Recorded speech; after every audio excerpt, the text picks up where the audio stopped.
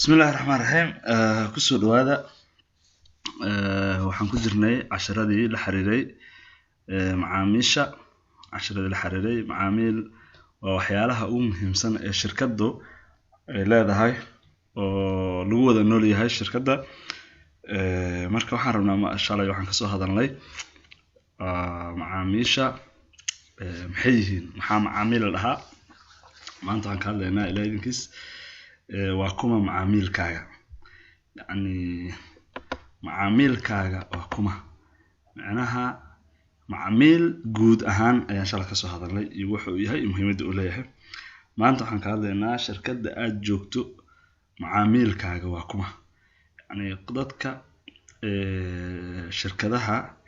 macaamiishoodu way kala duwan yihiin level ay kala leeyihiin waxaa laga yaabaa shirkad inay leedahay macaamiil gooni ah shirkadna ay leedahay macaamiil gooni ah tusaale ahaan shirkadda isgaarsiinta waxay leedahay macaamiil ay leedahay oo isgaarsiin marka la yiraahdo ama internet ha bixiso ama GSM ha bixiso waxa waaye sim card marka la yiraahdo macaamiil qaadanaysa ilmaha yararka ah ma qaadanayaan cunug laba jira cunug hal jira cunug shan jira ma qaadanayo sim card shirkadda xafaayadaha iyo waxyaalahaas caanaha ilmaha ka shaqeysana yani qof weyn oo 60 sano jira ama bahalkii ahaa ka sii weyn macaamiil ma ah shirkadaha xawaaladaha waxa macaamiil u ah qof kasta oo lacag raba inuu dibad u dirsado ayaa macaamiil u ah shirkadaha telefoonada gada waxa macaamiil u ah qof kasta oo soo gaaray level oo wax ku dirsan karo oo telefoon dad la hadli karo hadduu rabo smartphone ahaado ama feature phone ahaado intaasba marka yani qolada marka nature-ka macaamiishu waxay kala duwan tahay shirkadda area ay ka shaqeynayso suuqa ay ka shaqeynayso مثلا shirkada waxay ka shaqeynaysaa xanaanada xoolaha daawada wax lagu daaweeyo shirkadaas yaa macaamiil u ah qof ribaadiyaha macaamiil u ah oo baadiyo joogo oo xoolahaas ka jiradaan ayaa u ah iskool yaa macaamiil u ah ma oday 80 jir iyo 90 jir u ah mise nin dhalinyaro 20 iyo wixii ka hooseeya u ah macnaha macaamiilku saasi kula duwan nature-ka macaamiilka saasi kula duwan yahay marka ana waxaan ka soo qaadanaynaa insha Allah macaamiilkaagu yuu yahay yani waxa la yiraahdaa macaamiilka jawaabta ugu fiican waa dadka oo dhan waa yani dadka oo dhan adiga macaamiilku ah shakhsiyaad ha ahaadaan ama shirkad ha ahaadaan yani shirkad adeegaaga ama productiga adiga soo saarto isticmaasho ha ahaato ama shakhsi ku isticmaalay ha ahaadaan yani macaamiil waxa ku ah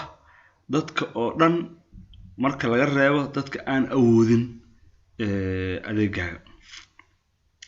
kuwaas oo isticmaala ama hela aqbaar ku saabsan badeecada ama adeeg aad bixiso dadkaas waxa la yiraahdaa waa dadka maqla ama xog ka helay adeeg aad bixiso ama product aad bixiso markaas waxay noqonaysaa qofkaas macaamiilkaaga waaye ilaa asaga tabar celisahay ay jirto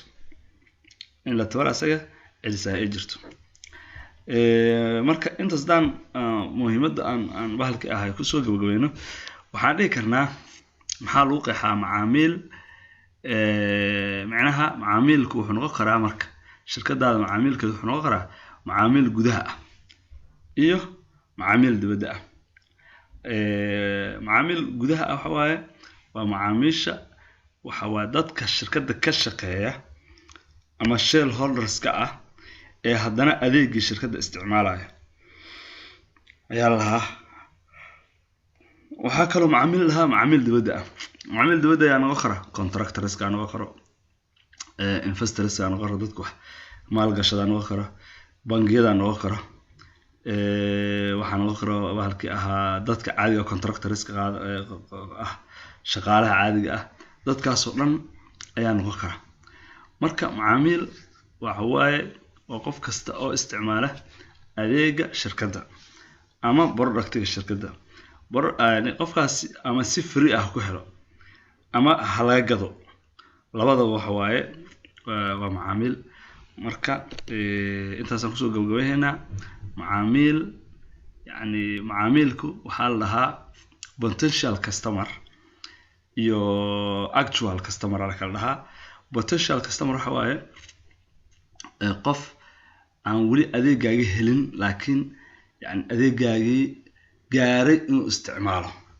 gaaray ama productigaaga current customer waxa waa qof kasta oo macaamiila oo adeegaaga isticmaalo ayaa la yiraahdaa oo jooga markaas inta buug u baahato markaas inaga soo xiriiri karaan. Assalaamu calaykum.